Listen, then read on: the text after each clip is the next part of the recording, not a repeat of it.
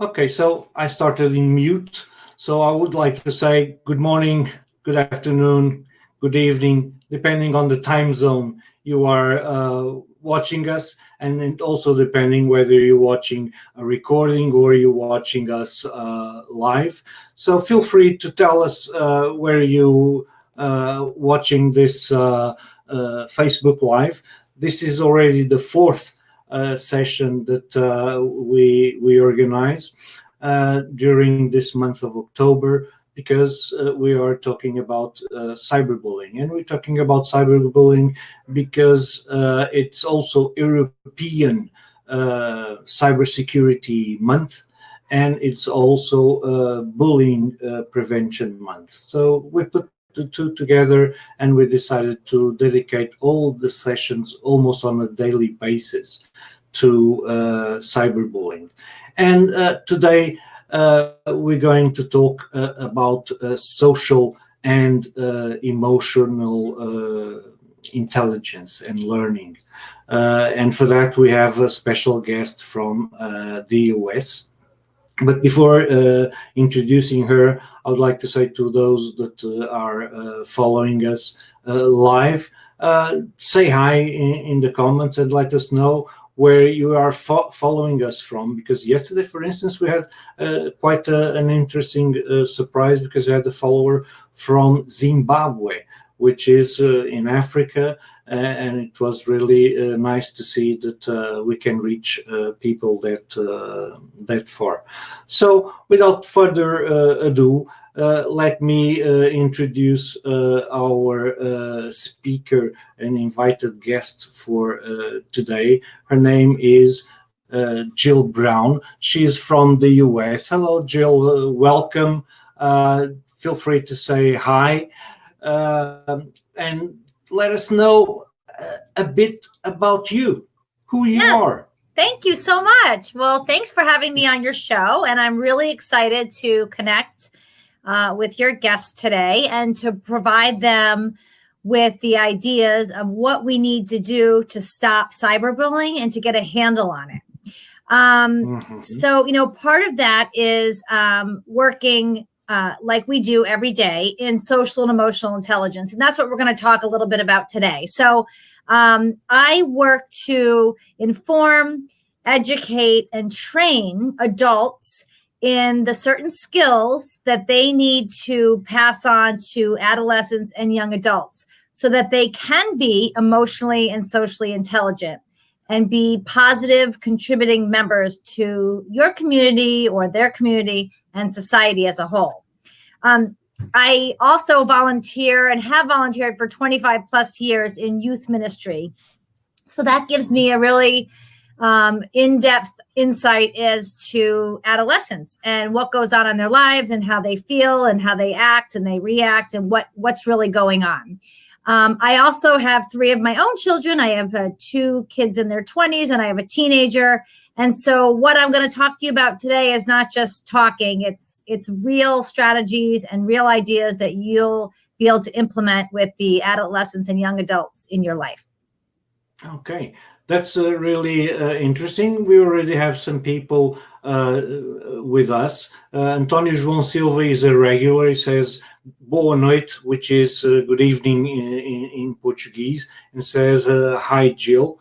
And others will be following us. Like to start off, what does it mean to be social and emotionally intelligent? Okay. What is this about? Great. Okay. And you have a slide you might want to put up for this one. So yeah, for sure. Yeah. So, okay. So to be socially and emotionally intelligent, number one is to understand, process, and manage our emotions. It means to be able to build relationships. That's in school, in the workforce, in personal relationships, communicate effectively. And that may be in person, that may be face-to-face in like a FaceTime or email or text or social media. Mm-hmm. Resolve conflict. And that can be an external conflict, but it also can be internal conflict. To solve problems and to self-advocate. Okay. And when you say self-advocate, can you explain that concept also a bit further? Yeah, because let's give an example of something that happens at school. Let's say they have an exam and they get the exam back and they got a 50 and they just panic and they think there's nothing I can do to bring this grade up. You know, this is ruining my grade for the whole semester. And they start to get anxiety and stress, and they start to feel helpless and hopeless. So part of helping them understand their emotions, what they can control, what they can't control. So we give them in all the modules of our framework the skills to be able to go to the professor and explain something, or to talk with them and communicate and find out what they could do to not be in that particular situation. So there's so many, peaks and valleys in our lives that we need to know how to stick up for ourselves and to get through those valleys. Right. Does your organization, and by the way, the name of it is Generation Text Online, is also supporting youth communities with mental health and wellness program as well? I saw that on your website. Yeah, so mental health and wellness is very closely related to social and emotional intelligence. So mental health and wellness is about your emotions, how you feel emotionally, how you feel psychologically, how you feel physically, and how you feel spiritually. So our team of experts in social and emotional were able to get together we brought on physicians, psychologists, psychiatrists, and they were able to add on to what we have in order to bring in those additional parts so that we could provide a framework that we could offer to anybody that wants to be trained in it, that can help adolescents and young adults practice mental health and wellness. And it's not something that you're born with. It's something that we have to teach people. And so that's what we've done. We brought together the experts in the field so that we can provide the strategies and techniques and the tools to support our youth. Okay. Yeah.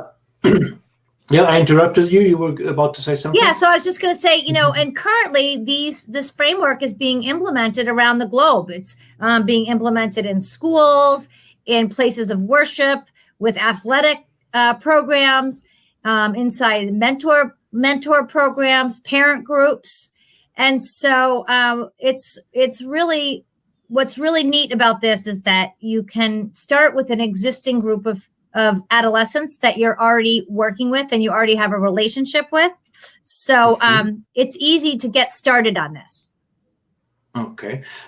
Before continuing, people that are following us and watching this on Facebook Live, feel free to, ask your questions, make your comments in the comment section, and I'll be glad to bring them into the video stream so that this becomes more including the audience and not just me and Jill talking about these items and these questions. So let's talk a bit about societal issues and the reasons we are talking as a community. Our goal also with these Facebook Lives is to give our contribution to stop the mean rhetoric, the hate speech, the bullying or the cyberbullying, and also to decrease the situations that, for instance, deal with self-harm as a result of cyberbullying.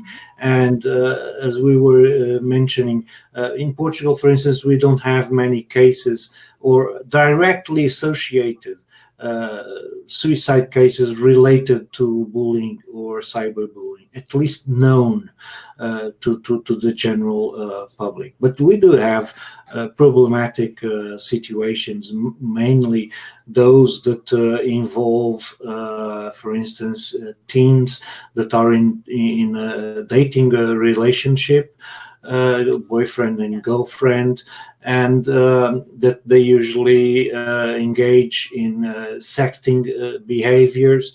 And because those, the images tend to be more durable than the relations, and sometimes when the relations end, those intimate images, videos tend to be used as coercion, or even known as revenge porn. So I would like to know, how can your process and the framework that you have defined help in those situations? Before you answer, let me say that we have Karina Azevedo, which she's also becoming a regular on our Facebook Live. So welcome, Karina. And she says, good night, everyone in the group. So to answer my question. Okay, so let me just kind of back up a little bit about, you talked about bullying and cyberbullying. And I mean, we hear thousands of cases of bullying and cyberbullying. In the US, all we have to do is turn on the news or, read the news.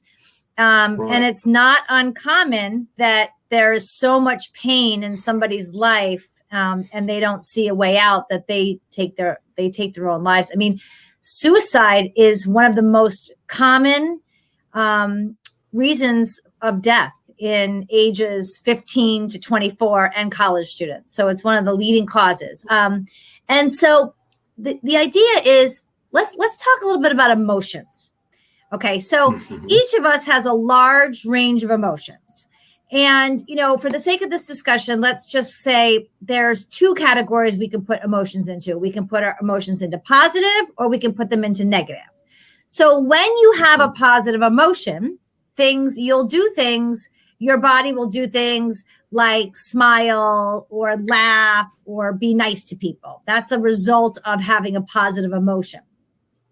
When you have a negative emotion, that can be cause us to act in a lot of different ways. It can cause us to feel sad.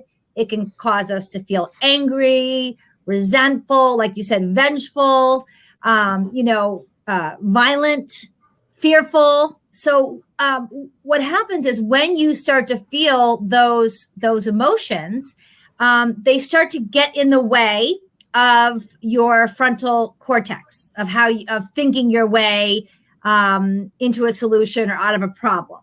And so I think what's really important to know, I mean, the first thing we really need to establish, and everybody needs to know about cyberbullying and bullying, is there's something that's chemically that's happening in the body when you have a negative emotion.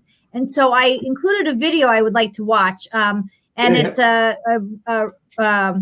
about the amygdala hijack. And so that's a really interesting process that happens in the body. So let's take a look at that video, and then we can kind of go from there.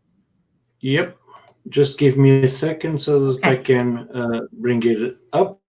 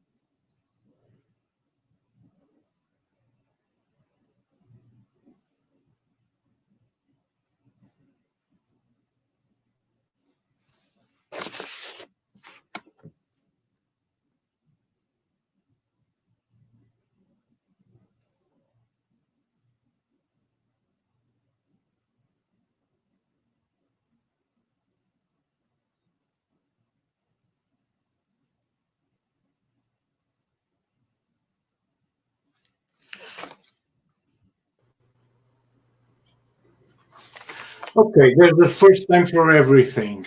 And for the first time, what happened was when I tried to click the video, my browser shut down, so I was taken off from the stream. But I hope you kept your cool, uh, didn't panic.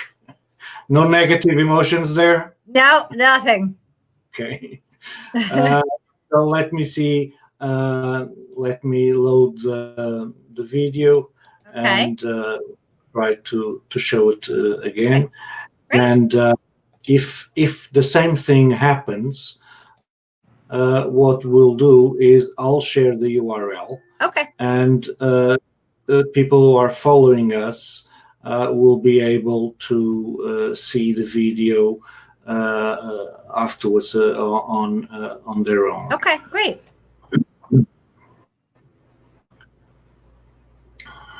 Okay. So far, so good. Hi, guys. Welcome back. So have you ever done something in the heat of the moment that you regretted later? Maybe said something or acted out or had a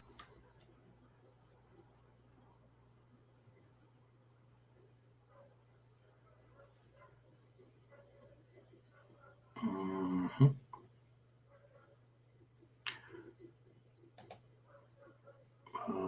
Okay. Okay.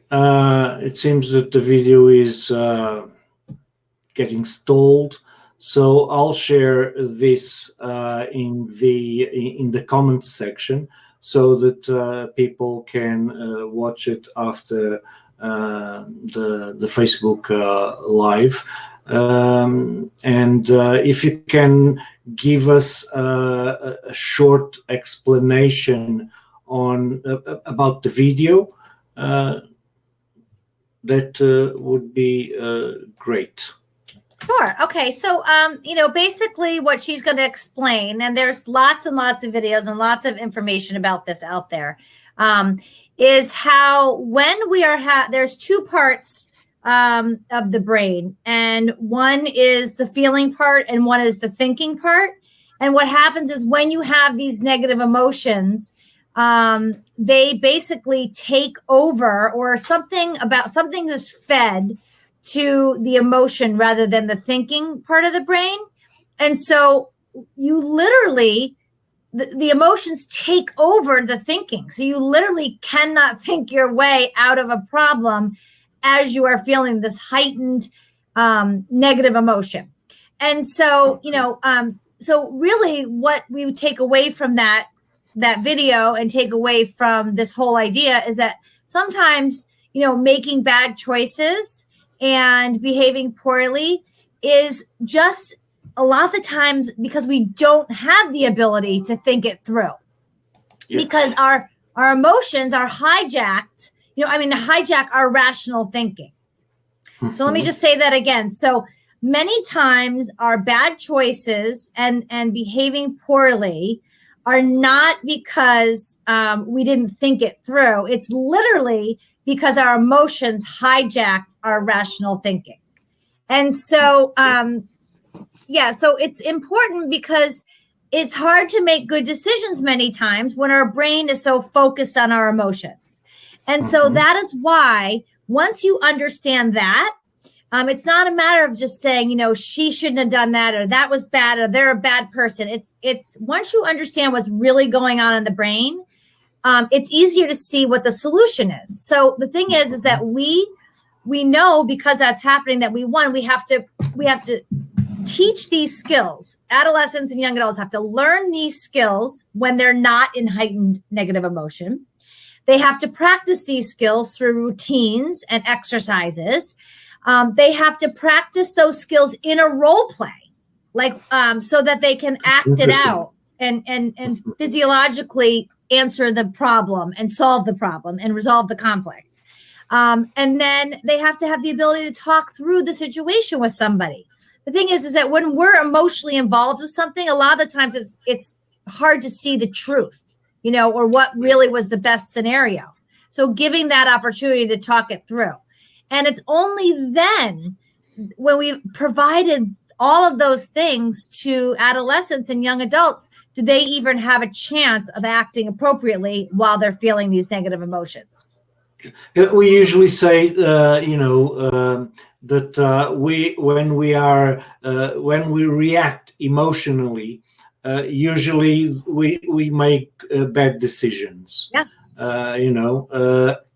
Another thing that came to mind was also that when we're talking about teens, we're talking about humans that haven't their fully developed brains, particularly their frontal lobe, which is something that allows them to reflect and to measure decisions and so Consequences. forth. So exactly. So it's almost natural that if we adults sometimes make bad decisions, we have to expect our children also to do the same, and then they even have more excuses to take those bad calls.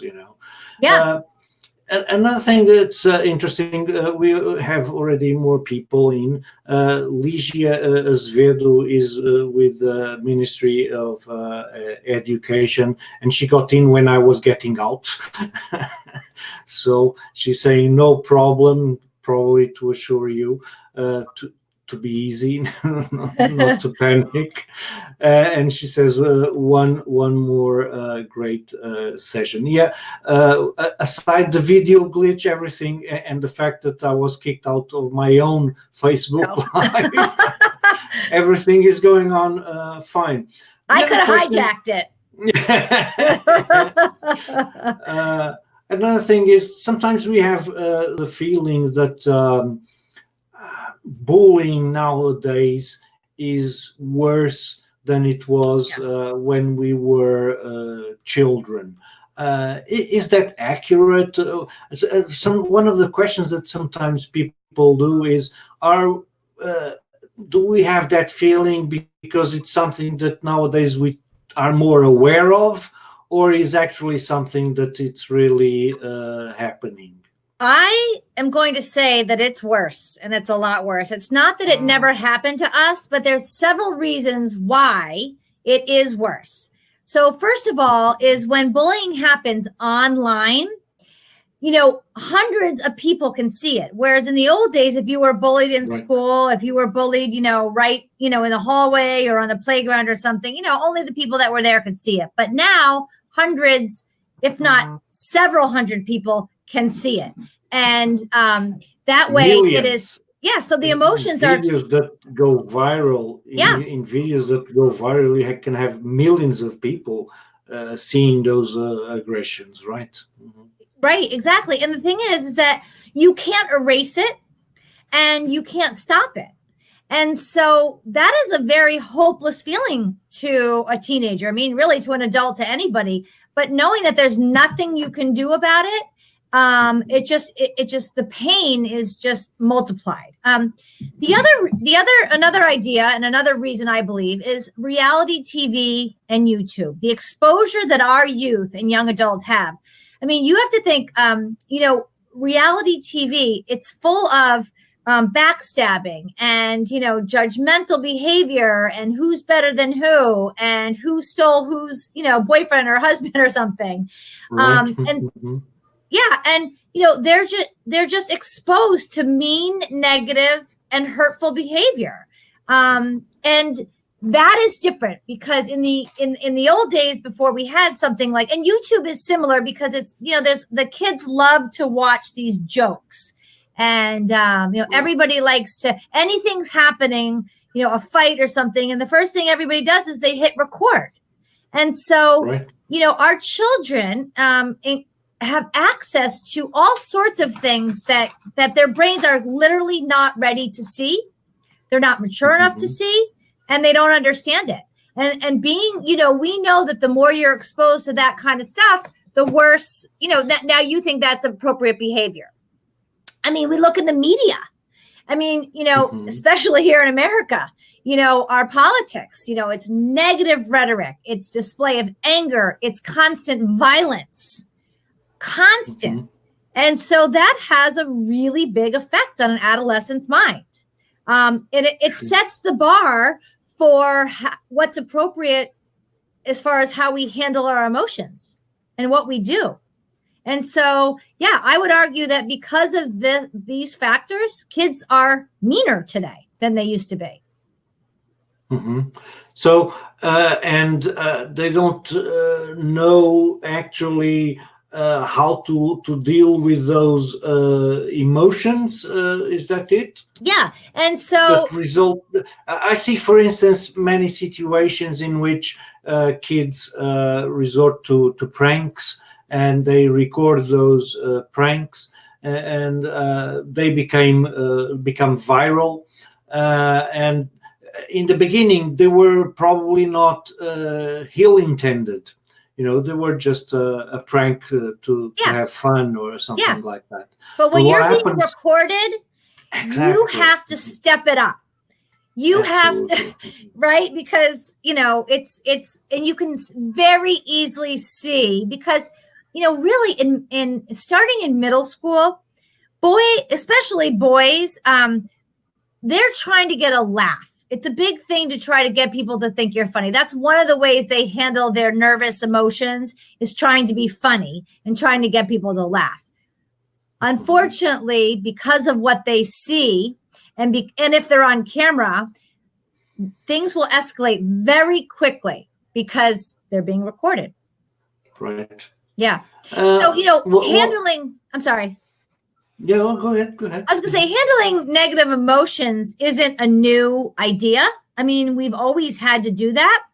But I think one of the other really important things to look at, just because if we don't look at the problem and the fact that there is a problem, we can't really solve it, is that there's a lot less influence of parents these days. And I think there's several reasons for that.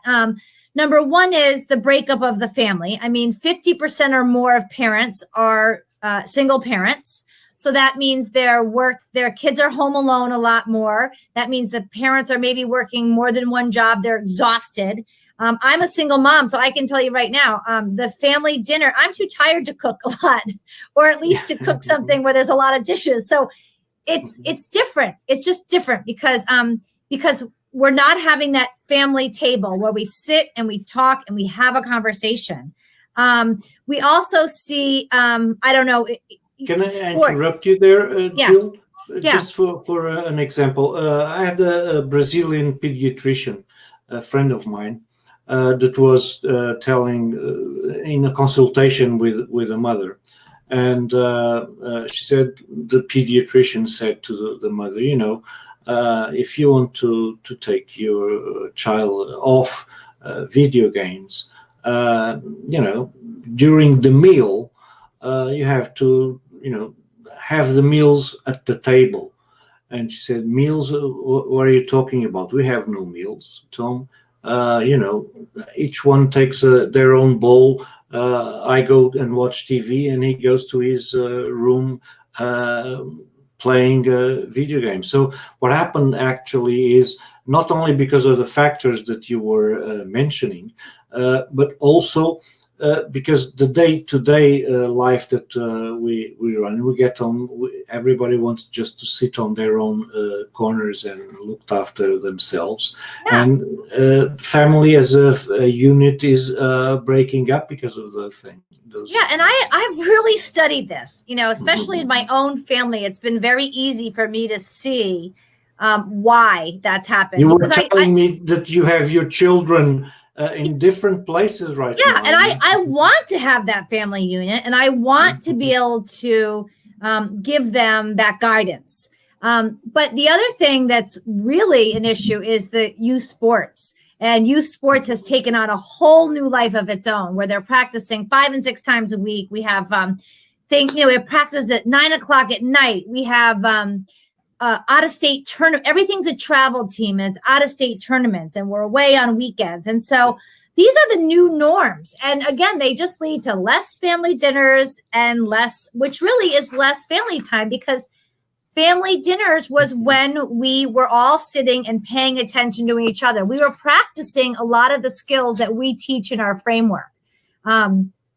Technology. I mean, if you think now with technology, the workforce, I mean, companies and organizations expect their people to be available at all hours, on the weekends and at night. So again, it's not abnormal for a child to say, yeah, well, my mom's on her phone or my dad's at his computer, working at night. So, I mean, it's an addition to, that's a problem. That's something really important that I would like to underline, what you've just said.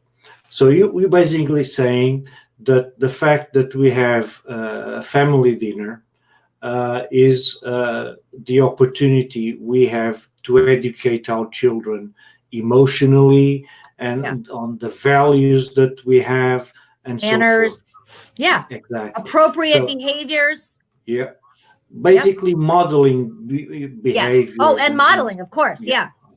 So if our childs are looking at their smartphones or playing with their portable PS play at the table, we are robbing them from that opportunity. We are.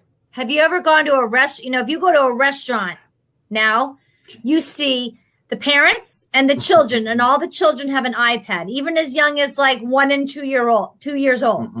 So, I mean, I always used to say to parents, there's, 2 really good places where you can have uninterrupted conversations and talk about some serious stuff is at a restaurant, and at night and when they're in bed in the dark. The restaurant was always, for my family, a really big thing, because nobody could jump up from the table. Nobody could let the dog, nobody could let the dog out or answer the phone or, quickly run to the bathroom. It's, but again, you see now the parents, and I see my own siblings with their small children, just handing them the phone just to keep them quiet and keep them entertained. And I think it's just, we're tired. Everyone's so tired. I just think that it's a lot more complicated life today. And I think it's easy. That's it. It's easy. Right. It's easy to have your child entertained, rather than talking to them while you're at the grocery store. It's like I used to put a little toddler in the front of the grocery cart and talk to them and point things out, and and now you just see people with their babies with phones, and they're just doing their own thing, And so I would also say that, one of the really, really significant reasons that kids are having a problem, and that we have the cyberbullying and the bullying and this kind of mean behavior, is because parents don't know how to help kids solve technical digital problems. Right. Because they didn't have that. I mean, as a parent, we only know what we know. We know how we were parented, and we never had these kinds of situations. So we can't give them experiential advice. We don't know what to tell them. And so that is why, we have to, as a community, get involved. I mean, a parent might say that they'll say things like ignore it, which is impossible. It's impossible to ignore something. Or, I'm going to call the other parents, or I'm going to go talk to the principal. I mean, those are things that don't work online with technology. Absolutely. And so, they also don't give our kids the skills to solve their own problems. And that is what... And usually what happens is parents react emotionally as well when they become aware of those things. And with usually short-tempered stuff, so that doesn't help either, But I interrupted you. Sorry. Yeah, that's exactly. I mean, and so here's what we have. In order to get a handle on this situation, we have to start talking about emotions. We have to start teaching social and emotional intelligence. We have to show children, adults, how to identify their emotions, how to process those emotions, and how to manage those emotions. And I have a great slide because I think this is something I really would like to have people have this really, really sink in. Okay. With the I'll show. We have 2 questions. Oh, okay. I was wondering whether I should put them in, and then we pick it up from where we were. Okay. Okay. So Karina is asking, have social networks increased access to the victim or exposure of bullies, or both? Absolutely. I mean, so, a social network allows you to have followers, or certain connections. So instead of maybe having a circle of 10 friends at school, now those people who are connected, there might be hundreds, because it's, the kids feel like it's a popularity contest. How many connections you have, how many followers you have, how many likes you have. So to them, it's about numbers. So, what can happen is, so a lot of the times, a victim, or a target might have low self-esteem. This is commonly a problem.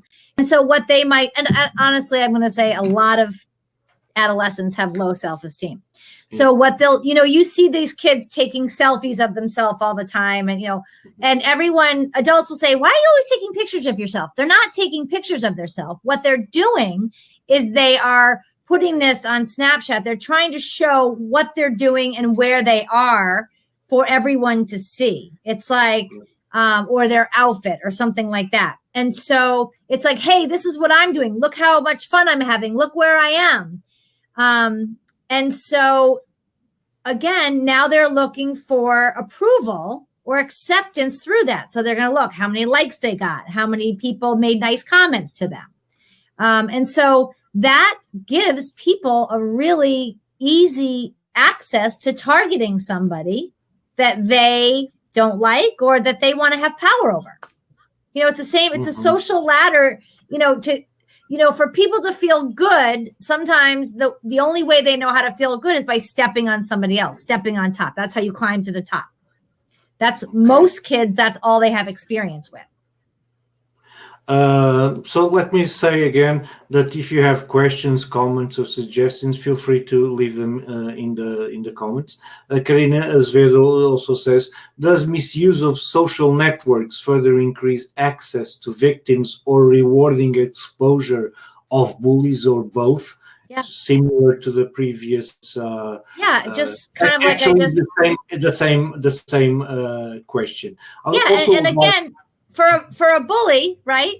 So, so you gave the example about sexting, which, by the way, is totally, when you're in middle school and you're going through puberty, people are having these kinds of feelings. It's not, we used to have the same exact feelings. We just did it, in person. Right. But what'll happen is, they'll be talking at night on the phone in their bedrooms, and it'll start to get a little bit, racy. Oh, send me a picture. Now, like Karina says, does it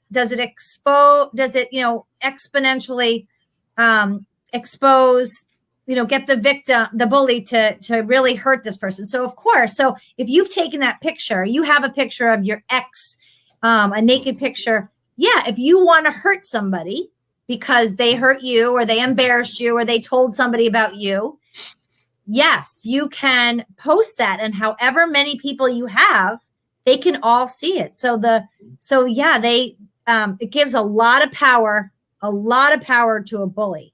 Yeah, and sometimes those situations also happen because the boys want to brag to their friends. Yeah, she loves me and whatnot. Look at this picture. I'll send it to you. And once, I usually say it's not when you share the picture that you lose control, is when you take the pictures that you lose control.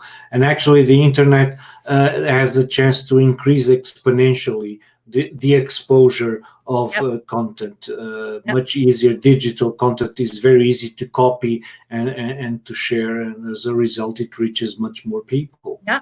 And a lot of the times, like we talked about before, is that you don't, if the frontal lobe of the brain is not developed and you don't think about the consequences. So let's say a boy has a picture. He's just thinking about what his buddies are going to think of how great he is. He's not, he is not going to the consequences, to what will happen, to how she'll feel, to the parents, to the police. He's just thinking about, I want everyone to think that's so cool, right? And those are all natural. And that is why parents today are not prepared to give their kids these skills, because they don't know what a typical situation is. And they haven't had the experience, and they haven't walked somebody through how to get out of that problem or how to self-advocate. That is why we have to insist and ask people to please get involved and help us give these kids the skills. It's a generational problem. Absolutely. And we need help. We'll go there in a minute. Meanwhile, Ligia Azevedo says it's more complicated, the life today. This is so true. Children need more time with their parents. This is key for their stability. And yes, and so it is, but we can't control everything. So it's not something we can control. I mean, we can tell parents, we can talk to them, we can have programs on it, we can educate them, but we can't control that. And we are seeing a decline in family time. So we have to look at what we can control. And what we can control is we can control getting adults who already are interested in teenagers, who already have relationship with teenagers. And we can provide them with the framework and with the strategies to empower these kids to learn this. And I'm an example of that, because I mentor kids, like I said, and I work with a group of kids, and I spend a lot of time with kids, and I want to empower them. I want them to be safe. Maybe in the old days, they might have said, the village. Well, the village is still available, but we just have to be more intentional about it. Okay. So, so you went to the slide that I was saying, about really, because we were talking about emotions. And I would like to say that I believe the root cause of cyberbullying is the absence of social and emotional learning. So I think we can get a major handle on cyberbullying and bullying if we can provide on a large scale social emotional learning to our adolescents and young adults. We can, so we can do that. And so what I think that we have to remember that when someone behaves in a mean and negative and hurtful fashion, it's usually because of their emotions. So we have to look at this from I think almost like a medical point of view, saying that this is an epidemic. And I think you'll hear a lot of experts say that this is an epidemic, and it's a health epidemic. And so it needs our attention. So let's talk about how we're going to do that. I mean, we have adults that are already working with kids, like we had said, in sports and in religious communities and in schools and mentor programs and after school programs. And so we need to call on all of these people to start with. The beautiful thing about this being scalable is that once we teach somebody how to do this, then they can teach somebody else. So like a grassroots type of movement, we can give these skills and these strategies, and it can grow. The people that learn it can start teaching it. And that is what we are doing globally right now. We are allowing even to teach young adults or college students, and they'll go and they'll work with younger students. We'll work with high school teenagers, and they'll work with younger students, and really start to build this community that we're losing because of technology. That we're losing. We're going to go at the younger generation. So the first step is acknowledging that we have a problem. And I think that anybody that's watching this probably already believes that this is a problem. The second is the willingness to fix the problem. And so I'm hoping that if you're watching this, you want to fix it. And the third part is saying, yes, I'll do it. And I'll sign up for the training course. So that yeah, go ahead. I was just going to say, so the good news is we have a framework and we want to teach it to you. So do you want to go to that link that I sent you, or we can show them how to get. I'll show here first, and I'll try to share the screen. Okay. Yeah, so that hopefully is... Hopefully that'll work. So, it will work, and I won't be kicked off. Oh, excellent. Okay. Yes. So yes, you can see on the bottom of your screen is where to go. generationtextonline.com/Portugal. And so we have created this a specific course. We have online courses that we run that are graduate courses. But what we've done is we have duplicated the same course at a very, very special price, $199. And what you will do is you will have the opportunity to go through a course with an instructor. It is interactive. It's full of videos. It's reflective, and it allows you to connect with other people and talk about things with other people.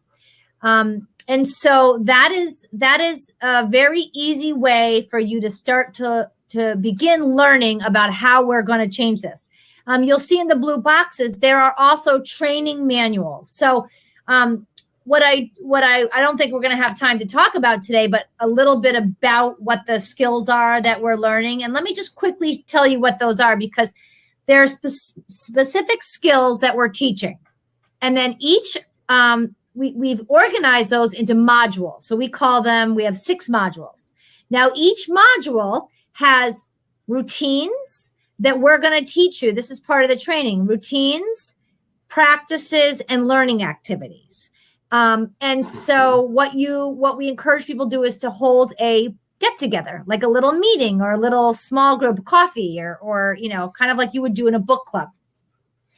The blue boxes are allowing you to buy the actual meeting booklet that gives you a script to run the actual meeting. And there's an SEL, which is social emotional learning, and there's a mental health and wellness. And those are $20 plus shipping and handling. So it's very affordable. If you don't want to take the online training with the instructor, you can buy the manual and just do it. It's a self-directed training. So we wanted to give you an opportunity at whatever your price point is to get this framework. And so it's and you can email us and ask questions about the difference, but I would highly recommend the online training course, because that'll give you an experiential learning, not just telling you what to do. It'll actually allow you to participate and feel what we're trying to do. So let me just quickly go over what these skills are, because I think that's going to be really important. And your audience will be able to that will be the meat of the program, basically. Yeah, just quickly overview. So module 1 is eye contact, active listening, and respect. And again, like I said, there's routines, there's practices, and learning activities where we'll practice this. Module 2 is empathy, compassion, and trust. Module 3 is inclusion, acceptance, and tolerance. Module 4 is the difference between mean, negative, and hurtful, and nice, positive, and supportive behaviors, just categorizing them. The 5th module is called the 8 essential questions to ask yourself. It is a thinking process. It is teaching people a way to think about a specific issue. And we do it enough times so that it becomes automatic in your head. You know, what happened? How was everybody affected? Why did nobody do anything? What can you control? What can't you control? And once you've learned the skills from the 4 modules before, and you put that into action with these 8 essential questions, you'll be able to start solving problems. The module 6 is called Building Self-Esteem.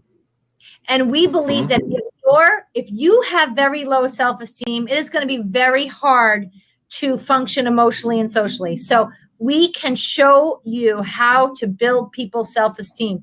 We believe you can either do it yourself, you can build your own self-esteem with particular actions and things that you do, or you can build somebody else's self-esteem. And we'll show you how to do both of those.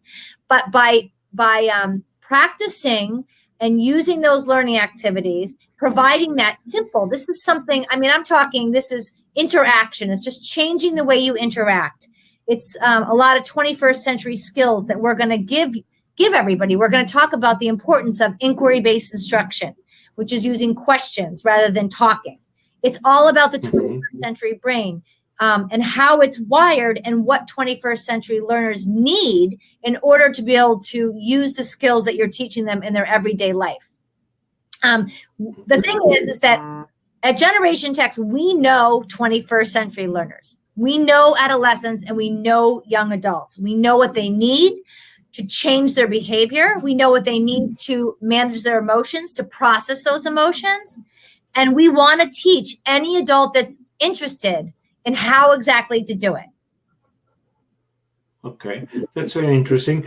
Can we just, so basically, is it possible, for instance, to start with one of the items low cost and then purchase the second and then the third? Is it possible to progress that way? You can do it. When you buy the meeting book, that is just going to actually give you, it's going to actually put you right into the meetings. It tells you, it's a little overview of how to put a meeting together, who to recruit, same time every day, same week. It'll last 40 minutes and it gives you a script. So if you don't want to know why, or you don't need to know why all of what we're saying that we're talking about today, then you could just jump into the meeting book and start using the meeting book.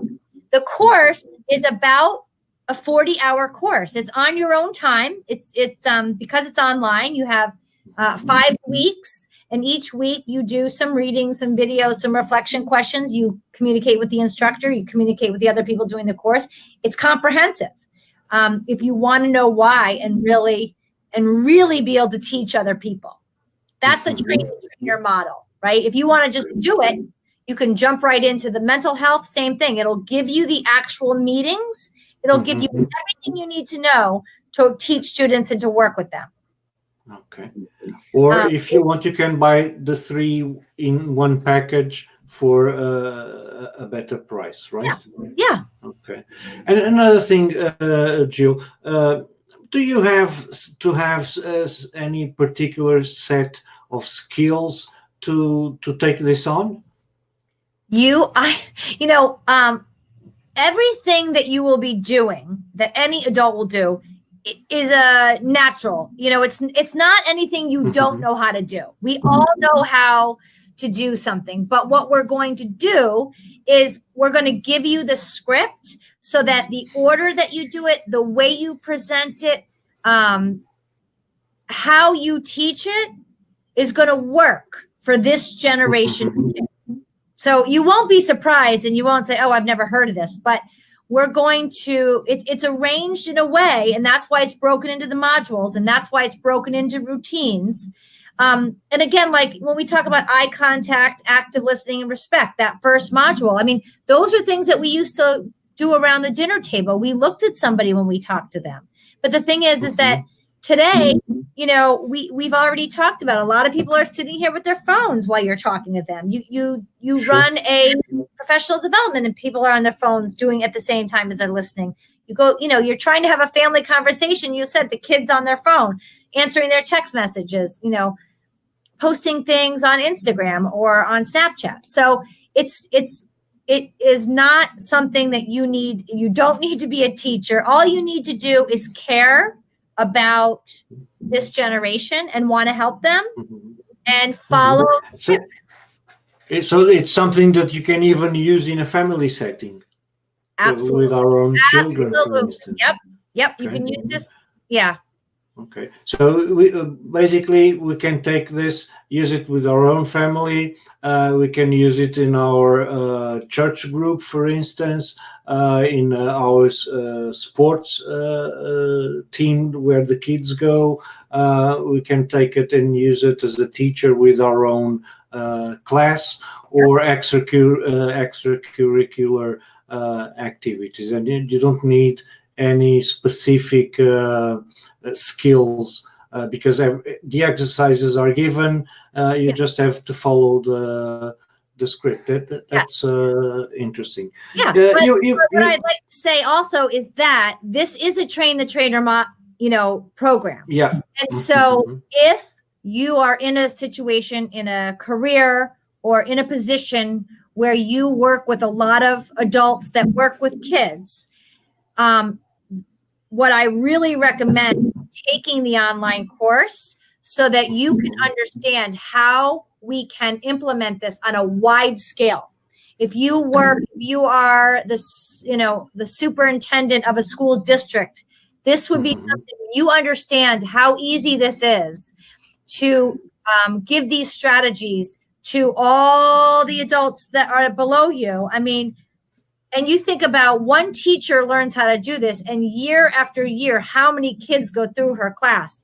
So it's something that we really want to raise awareness with on a large scale with people in Portugal that, have a lot to do with education or politics or health. We were talking about, and we decided that we're launching it in English to see whether there's interest or not. But a Portuguese version, it's something that you can always consider, right? Yeah, that's on our agenda. That's on our plan. But like you said, we wanted to really kind of gauge the interest, and right. But we would love to do that. Consider that for a next step. I'm asking whether people in the audience would like to and have any questions regarding the offer that was made. So if you have, feel free to put them in the comments, and Jill will be happy to answer them. We have one last item. We're reaching the hour, and there you wanted a difference. Mention the difference between teaching and versus learning, and something that how can we know that this will help teens manage their emotions? So in the old 20th century, you had a teacher that stood at the front of the room and they taught, and kids took notes and wrote things down, and then they gave tests and they were tested. But because the brains are literally wired differently, 21st century brains, because of technology, there's a lot of like, he said this, she said this, he said this, it's a lot of back and forth. Technology, anything that they do is interactive. And so in order for you to learn a skill and to be able to apply that skill in that heat of the moment, like during that, hijack that the video was about that we didn't get to see. Right. The skills are something that you have to be able to practice. So, the focus is on the learner. The focus is on, okay, we do an activity, we do a routine, and then we say, what did you notice? What did you notice about my eyes? And what we're doing is we're giving them an experience, this experiential learning, that we're asking them to reflect on what happened so that they can realize, okay, this happened, you did this, and I felt, and then we say, how did that feel? How did you feel when I looked at you in the eye? Or how did you feel when I was on my phone when you were speaking to me? And when we give those activity, those experiential learning process, that is how you build the skills. so that they come out in the heat of the moment. It's kind of like sports, like muscle. It's like muscle memory, and your brain is the biggest muscle that you have. And you do this over and over, and you are able to actually apply this in real life. And that's really the way education is moving. And so educators really the feeling that I got from your description is basically it's something that it's not rhetoric. It's not how you call it, being on a pedestal and talking down to teens. Is involving them in by experience and by asking questions, by interacting with them. So it's not by lecturing them, basically. Right. And, as adults, we're used to saying, you need to do that. I mean, I will say specifically me as a mother, it's much easier to tell, you want to tell them what to do so that they don't have to go through all the hardships and the roadblocks. You want to give them the answers, but you just can't. You have to let them figure that out on their own so that they know what to do when you're not there and when their emotions are taking over their thinking brain. Okay. So we reached the hour, and I usually end these sessions by asking you a question. And then I'll introduce the session, the guests that will be next week, Monday and Tuesday. So my question to you would be, okay, what is the single most important piece of advice that you can give parents and teachers that want to learn more about this social and emotional learning? But before you answer, give me a minute or two so that I can introduce the guests for Monday and Tuesday. I'll get to rest during the weekend. So on Monday, we'll be back to Portuguese speakers, and we'll have a lawyer from Brazil. And you'll forgive me if I say this in Portuguese, because it will be in Portuguese, okay, Jill? Ok. Então, vamos ter segunda-feira, 7 de outubro, a doutora Ana Paula Siqueira Lazaretti de Mesquita, do Brasil, que estará comigo e com o Luís Fernandes a falar-nos sobre um programa que ela desenvolveu no Brasil chamado Proteja-se dos Prejuízos do Cyberbullying. A doutora Ana Paula tem também um livro que é um comentário à legislação brasileira relacionada com a prevenção do cyberbullying. Portanto, vamos ver também a perspectiva dela, quer numa perspectiva legal relativamente à situação no Brasil, quer também numa perspectiva educacional. Depois, na terça-feira, vamos ter também comigo e com o Luís a Elisa Stern, também de Portugal, e vamos falar sobre como desenvolver a autonomia dos jovens face à agressividade verbal, graças a um método que se chama Aikido verbal. É interessante, hoje tive uma chamada de teste com ela, e isto de facto vamos tentar transformar essa sessão também numa sessão interativa. So these are the two sessions that we'll have Monday and Tuesday. From the 9th to the 14th, I'll be having family visiting from abroad, so I'm taking a holiday during those days, and we'll continue with our Facebook Lives on the 15th. And Monday and Tuesday, I'll let you know who we'll have for the following week.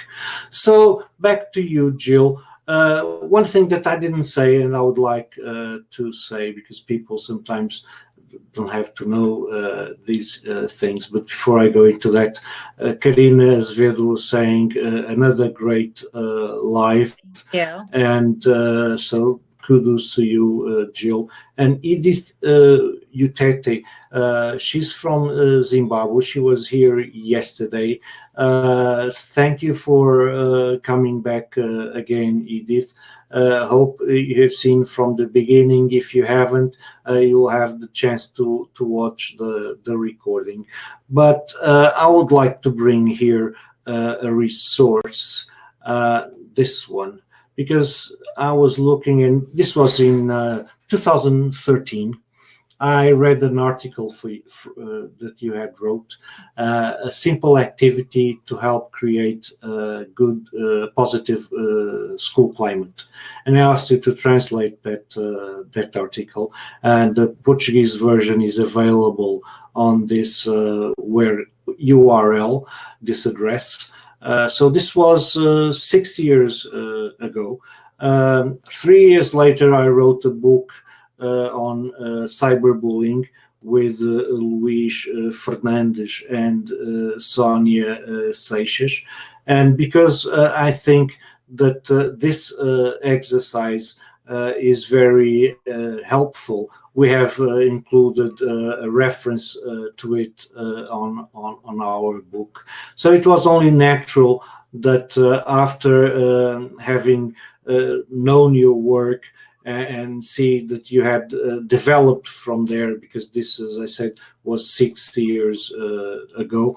I wanted to learn more about your work, and also to expose your work to people in Portugal. So thank you for accepting my invitation to be part of this. And so what would it be the best piece of advice that you would give people, parents and teachers, that would be interested on learning more about social and emotional learning? I think the one thing that's really important is to understand that this is not going to go away. Kids are not born with social and emotional intelligence. It has to be taught.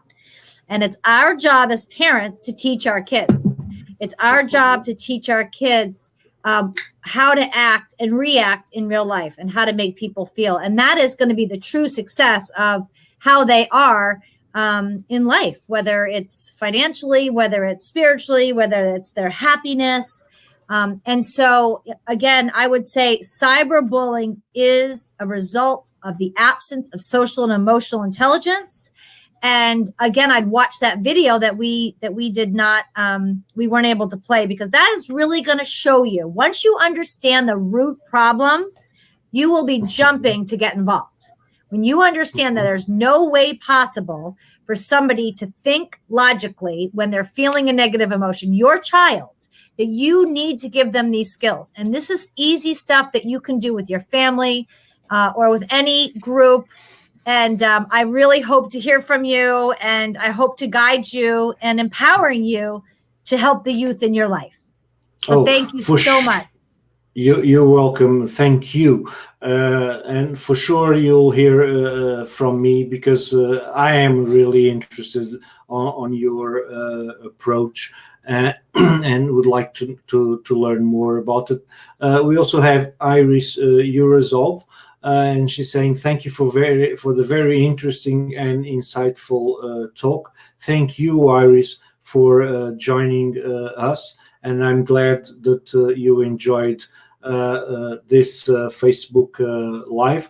I have shown some information where those watching us can follow Jill's work and contact her both on LinkedIn, and also her author page also on LinkedIn, and also the website generationtextonline.com, where you can also find further information on Jill's work. If no one has any further questions or comments to ask, I would say thanks again, Jill, for accepting our invitation and spending this hour, almost in 10 minutes already, with us. It was a pleasure. It's a Friday night. Usually people find things than watching a screen, but quite a few people have been watching us and been joining us. So thank you. A great weekend to you all, and see you again on Monday. Ciao. Thank you. Bye-bye.